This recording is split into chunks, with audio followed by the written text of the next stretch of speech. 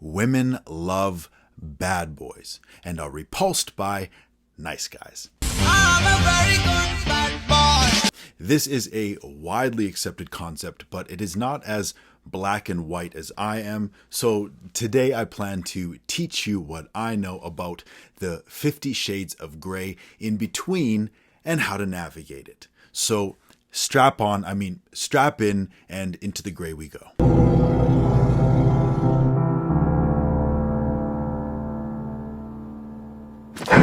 All right.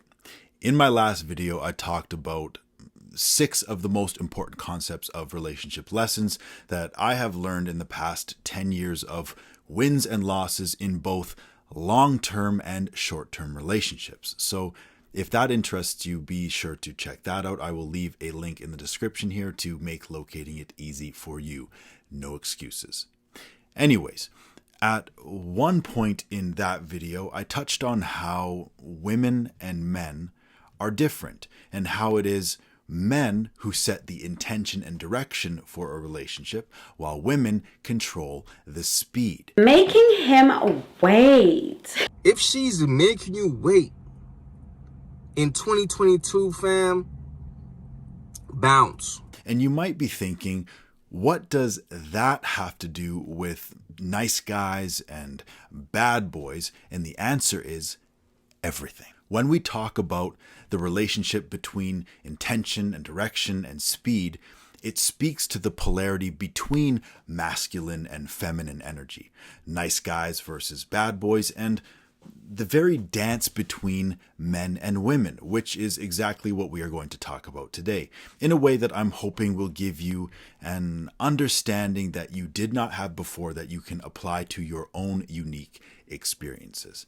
Now, this is a massive topic with 1,000 doors and 2 sides to every one, so I will do my best to explore a few from my perspective and experience as a man, and especially as a man who once upon a time was a shy, homeschooled, sheltered, nice guy who put women on pedestals and just wanted to be accepted. And I got cheated on, and I chose poor relationships, and ultimately I ended up becoming the plate-spinning villain, Mr. Steal Your Girl himself. So I do believe that I have the resume and qualifications to share my insights with you. Okay, so the scientific crash course is this. Number 1, women are more attracted to dark triad traits in men. This is a psychological fact. This means men who score higher in narcissism and Machiavellianism and psychopathy. Such men will typically present as more confident and ambitious and self-assured, decisive, disagreeable, dangerous, higher status, and masculine, at least at face value. This is your bad boy. These are men who center themselves and go after what they want unapologetically, main character energy, which then feeds directly into point 2, biology. Women are more physically vulnerable than men. Women are also the key to species reproduction and therefore human survival. And as such, women are hardwired to mitigate risk and seek security and safety to a level that men do not. Fun fact, studies show that the more dangerous of an environment that a woman exists in, the more attracted she will be naturally, on average, to an increase in physical dominance and muscularity in men. Safety also ties into the conversation of money, because money means resources and security, which is what women are programmed to seek. A lot of men try to shame women for desiring financially successful men, but it's not just about greed or materialism inherently, or even money in and of itself. Money is just a tool that is used to get more of something else. It can buy a level of security and status, but it cannot buy loyalty, respect, or attraction. Often, the truth is, women turn to materialism and gold-digging behavior to cope with feeling wounded and unsafe and insecure. Bottom line, a decisive man who is confident and competent and capable of danger, who can provide safety and security physically first and also mentally and emotionally, will be more energetically attractive, aka dark triad men. While a man who couldn't hurt a fly, who has no backbone, is wishy-washy and can't make decisions, who cannot provide safety and security, will be energetically unattractive. But also note, in the modern world, women have far less reliance on relationships with men for physical and financial security, so the rules of the game have changed drastically from those of our forefathers. We are no longer playing on hardcore survival mode, so as a man, emotional intelligence and the ability to connect vulnerably and authentically in a relationship is more valuable than ever before. And of course, all of this is sold separately from physical attractiveness as being physically attractive, and the ensuing halo effect Donald Trumps the voting shares of all the other cards in your deck. It is the get out of jail free card. It is the VIP pass, at least to the access of opportunity. But that is a separate conversation that I have also lightly touched on in a previous video. Now, I imagine some people may be feeling upset with what I have already said so far. People seem to easily become upset or triggered when speaking about power dynamics, because small-minded or wounded people will immediately make everything about superiority and inferiority. But it's fine, because not everyone is ready to hear what I'm saying. And no, this is not some sexist social construct as many soft-boiled perpetual victims will try to convince themselves it is. No, it is common sense and scientifically backed. And if you don't like it, I still believe that you can feel the truth in your throat, so just swallow it. But multiple things can be true at the same time, which is why it's not black and white, it is gray, just like if you were to mix the colors of the yin and yang symbol. Yes, while I may not be an intellectual savant, I do have my clever moments. But this is exactly where it begins to get a little bit more confusing as we enter the esoteric and spiritual world of masculine and feminine energy. But I will try to keep it as simple as my own limited understanding can manage. Okay, stay with me here. The best definition that I have ever come across for masculine and feminine energy is this. Masculine energy is the banks of the river, and feminine energy is the water. Sit with that and think about it. Without the masculine, the feminine will overflow and flood and destroy. And without the feminine, there would be no water, no movement, no life, a wasteland. It cannot be argued which is more important or which is more powerful, as an absence of either is death. And yes, the riverbank may have the power to control the direction of the river, but the river also has the power to erode the earth itself. Both are required to work in harmony for life to exist and flourish. And yes, we all have both masculine and feminine energies flowing inside of us at all times. And yes, energy cannot be created nor destroyed. So a repression of either energy will only result in an energetic manifestation or eruption somewhere else. And typically this will be a destructive manifestation, whether internally or externally. But before I start getting too far through the doorway of that conversation, I'll bring it back inside, because we need to talk about how all this energy mumbo jumbo relates to bad boys, nice guys, and the dance between men and women. Like I said at the beginning of the video, men tend to control the direction and intention of the relationship, while women control the speed, which is an exact parallel to the banks of the river and the water. It is no coincidence. The masculine and the feminine. This is the natural order of things. Argue with your mother if you want to, but the fact is 9 times out of 10, women want men to drive the car. They want to be the passenger princess of a competent and capable driver, literally and figuratively. Is it safe? Sure, do you trust me? I can show you the world. In all of my years of experience online and offline, I don't think that I have ever come across a man who is complaining about feeling used by a situationship or a friends with benefits dynamic, but there are not enough stars in the sky for how often I hear that song and dance from women. Why? Because the definition of a situationship is a relationship without intention or direction, at least beyond the bedroom. Are you comfortable having sex with someone who may never call you again? Right? Where you have no idea what his intentions are, whether he likes you, whether he likes sex, whether...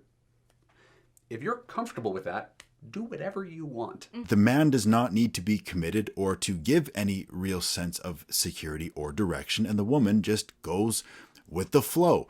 He is having his cake and eating it too, while she eats the crumbs and just hangs around hoping that he will commit one day. And so it goes in circles until either the man chooses to go in an entirely different direction, or the woman finally has enough of the lack of direction. And the whole time, the friction between the discrepancy of desired outcomes slowly erodes the relationship over time. This is how it goes 75% of the time, every time. Banks of the river meet water.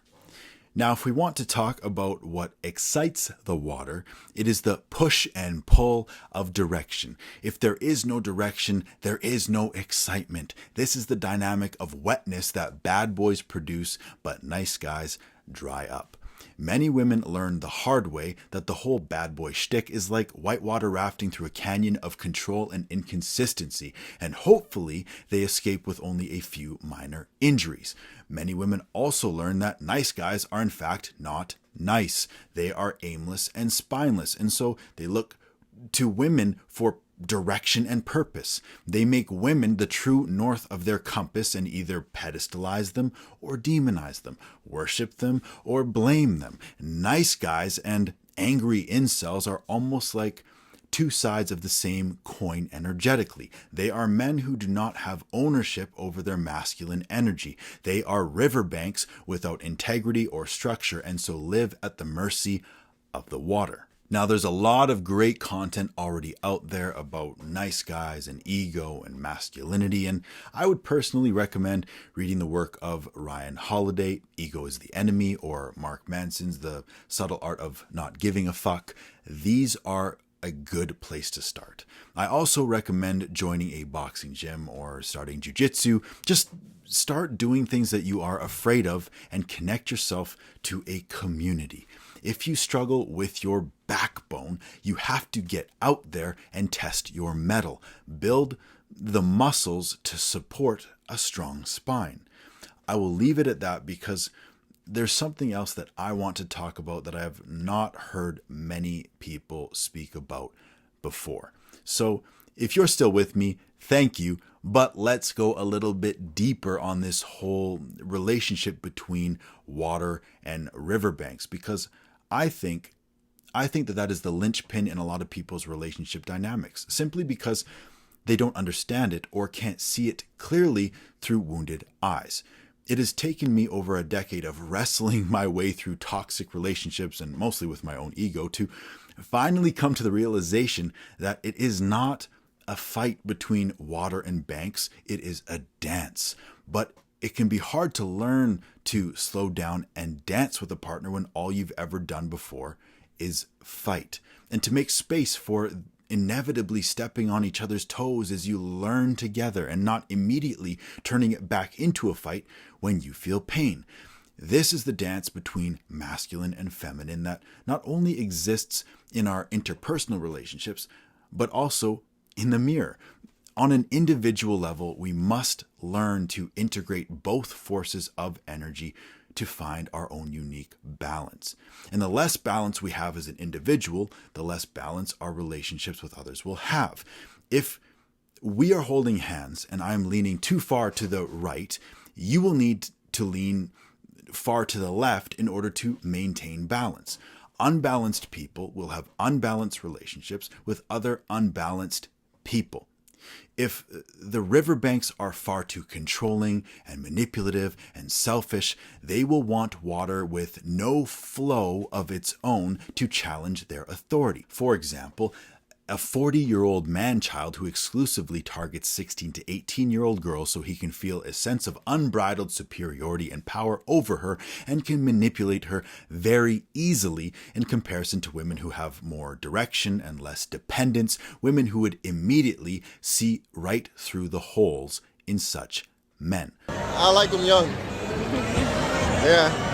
How does a 10-year age gap relationship work? Perfect age gap for a relationship. Why? Well, see, when they're 19, you can train them.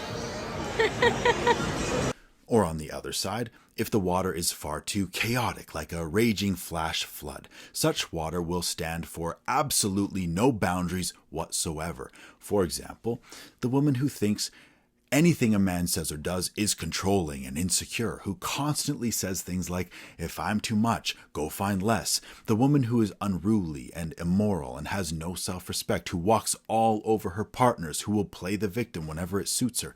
Such women are as formless and shape-shifting as the water and will twist and contort themselves into anything to get what they want. I pull one tiny thread and their whole world unravels into chaos. Glorious chaos. Yes, I gendered those two examples for effect and general application, but these behaviors are not exclusive to men or women. A wounded, manipulative, selfish person will often be weaponizing both masculine and feminine energies to get what they want from other people. Balanced people, on the other hand, will be able to manage their own energetic equilibriums instead of going around and expecting and demanding for everyone else to. Balanced people will be capable of balanced relationships. Yes, there will still be a tug of war at times to get what we want and to communicate and to feel appreciated and loved and avoid resentment and to set boundaries and engage in the natural transactions of relationship, but at least people who have balance are capable of learning how to dance. And when it comes to dancing, one must take the lead while the other follows. And this, once again, is the banks of the river and the water. It must be the masculine that provides the initial framework, the direction, the intention. Even biblically, God created Eve from Adam's rib. The man is the container from which the woman flourishes. The masculine is the container for the feminine. But the container must not be so rigid and controlling as to become a cage. If the container stops the flow of water, it will become stagnant, a breeding ground for disease and unsuitable to drink from. What will also typically happen in a cage is that with nowhere to go, the water pressure will slowly build until it explodes. And this is what happens with insecurity and control issues. This is not what you want. What you want is for the water to flow freely across the land, to bring life to the environment, to listen carefully to where it wants to go and provide guidance and correction when necessary. Water typically shows you where it wants to go. Most rivers lead to the ocean. The problems often arise when the riverbanks want to barricade the flow rather than develop it. And just like when water comes up against anything that is in its way, it will find the holes. I believe that it is the nature of the feminine to find and expose the holes and cracks in the masculine. And I believe it is the nature of the masculine to learn from the leaks and to problem solve and to either patch up the holes or to alter the path to allow the water to flow freely and naturally towards the common goal destination of the relationship. This is also reflected in how studies show that women tend to bring up the vast majority of relationship issues but still feel unheard, while men tend to default to problem-solving mode but feel like women are never happy. Water meet riverbanks.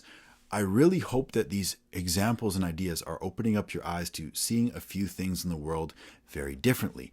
Sometimes we need to look beyond what we can see. So pay closer attention to the masculine and feminine energy all around you. When the water and the riverbanks don't want the same things, it never works. They destroy each other through the erosion of each other's willpower over time.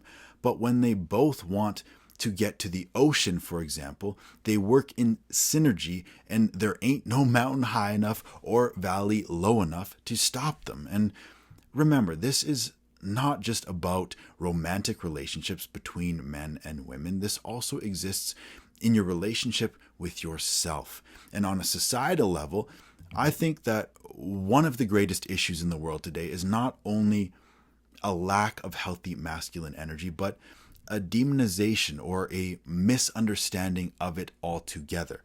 Let's not hide from the ugly truth.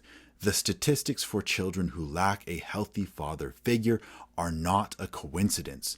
In the absence of the riverbanks, there can only be chaos, flooding, and confusion.